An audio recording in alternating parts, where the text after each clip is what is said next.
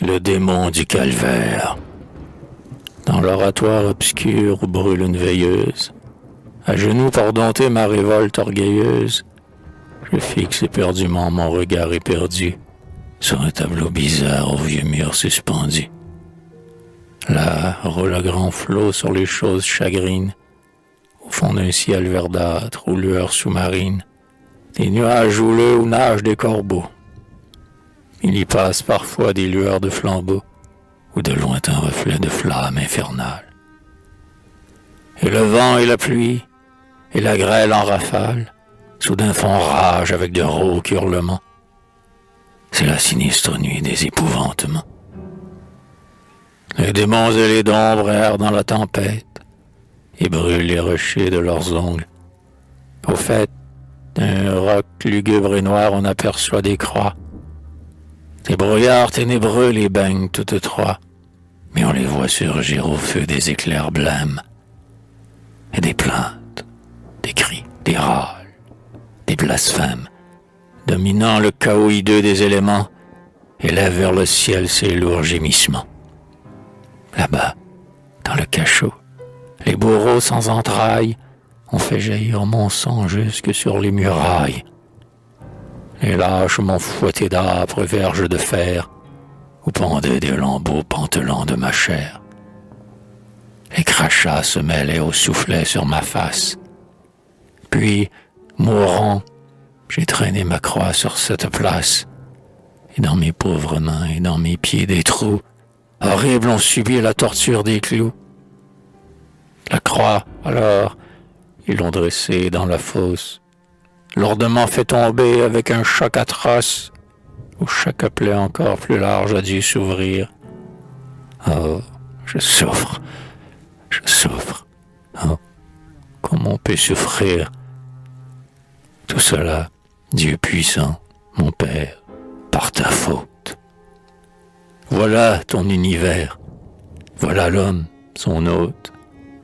Voilà ton œuvre enfin, cet enfer monstrueux, plein de crimes, d'horreurs, de forfaits tortueux, de souffrances sans nom et de sanglants délires, d'affreux martyrs, puis de plus affreux martyrs, du sang coulant à flots sur du sang mal séché. Le voilà, ton chef-d'œuvre, ô Père, ou ton péché. Penses-tu l'expier? Crois-tu sauver le monde en me crucifiant sur cette croix immonde? Tout ce que tu veux faire avorte et c'est en vain que je laisse en ton nom couler mon sang divin. La douleur, je la bois jusqu'au fond du calice.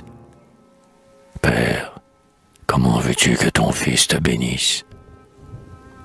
Ah, je ne voudrais pas être le créateur. Les mots de l'univers me briseraient le cœur, et je mourrais d'horreur en voyant mon ouvrage. Mais tu vis sans remords et ton lâche courage regarde sans rougir ceux qui meurent pour toi. Du fond des mots humains, j'entends monter vers moi un horrible concert de sanglots et de râles. Ils t'accusent, ô Père, et tes anges, tout pâles, sur l'escalier de feu des saintes visions, t'apportent l'encens noir des malédictions. Étais-tu sage et tout-puissant lorsque ta force créa ce triste monde et peupla son écorce, où la folie a-t-elle égaré tes esprits et la faiblesse fait trembler tes doigts surpris?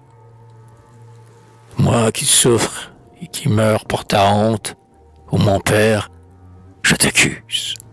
C'est par toi qu'on désespère. C'est toi qui mets la haine au fond des cœurs malsains. Tu formes les bourreaux après les assassins. Dans tous les paradis tu glisses la couleuvre. Le démon n'a rien fait de pire que ton œuvre. Il lui-même est ton fils. Et le plus malheureux.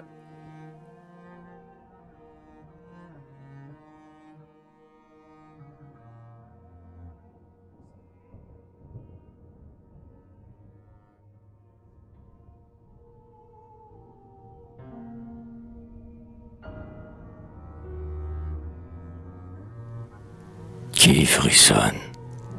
à genoux sur les carreaux poudreux, prit un bel ange noir aux grands yeux d'émeraude, et j'ai baisé ses pleurs sur sa chair tendre et chaude.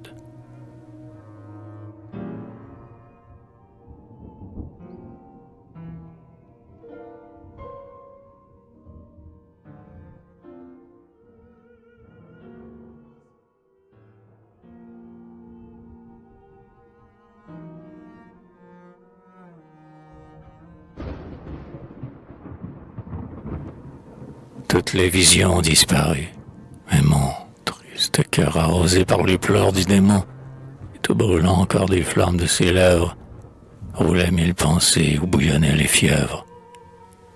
Quel monstre fais-tu donc, disais-je, ô Dieu puissant, quelle noire balle gorgée de larmes et de sang.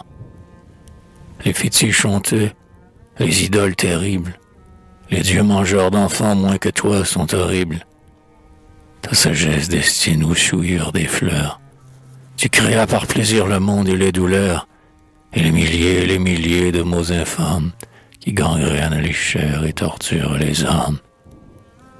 C'est à toi que l'on doit les os carriés, le sang noir dans les muscles putréfiés, et la lèpre et la peste et les hideux ulcères, et tous les maux secrets qui rongent nos viscères, et l'abrutissement des cerveaux ramollis.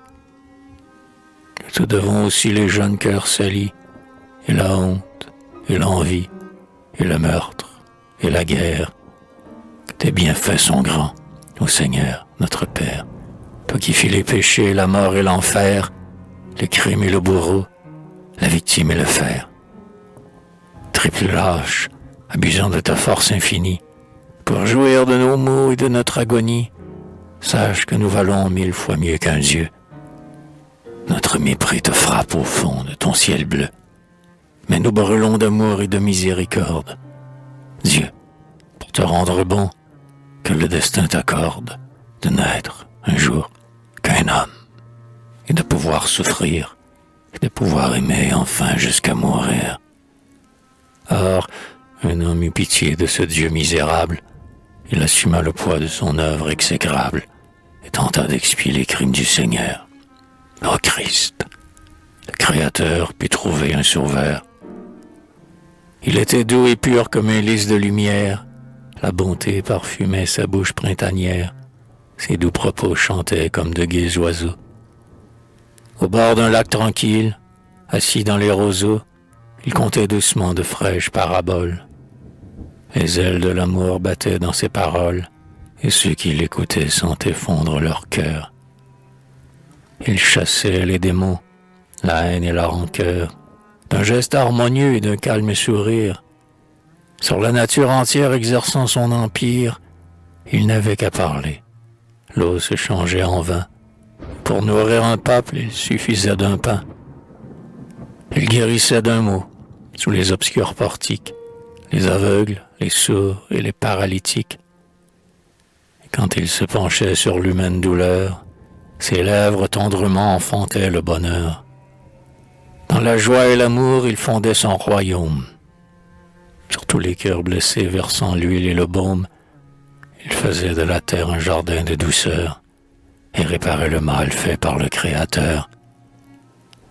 Quand il se proclama fils de l'être suprême, quel était son dessein?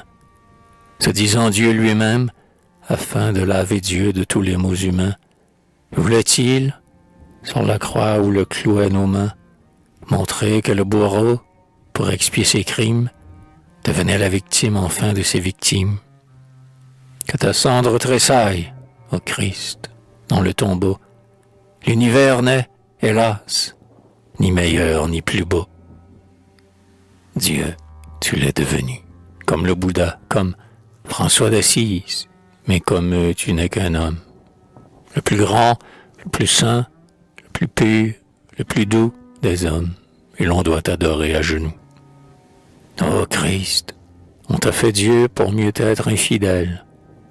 Homme, tout homme eût dû te prendre pour modèle, mais hypocritement ils ont dit, il est Dieu, et qui de nous pourrait être semblable à Dieu?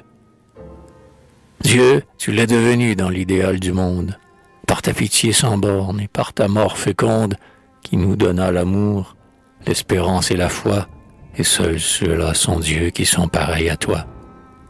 Ô Fils de l'homme, ô Christ, je t'aime et je t'adore, de tous les feux du vaste amour qui me dévore, de toute la pitié qui déchire mon cœur, dès que j'entends gémir l'éternelle douleur, et de l'ardent espoir où mon âme s'embrase, car ta voix nous convie à la suprême extase. Tu nous as délivrés du joug de tous les dieux, et tu fais rayonner l'homme au plus haut des cieux.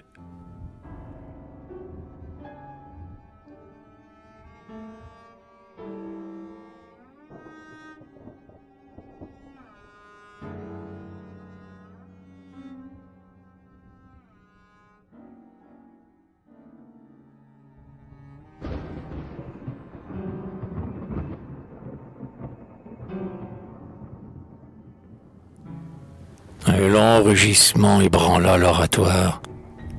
L'ange noir devant moi dressa sa tête noire, et son torse d'ébène et ses sinistres bras. Il leva cette tunique en riants éclats, du rire qui jadis incendia Sodome. « Baise humblement cela, cria-t-il.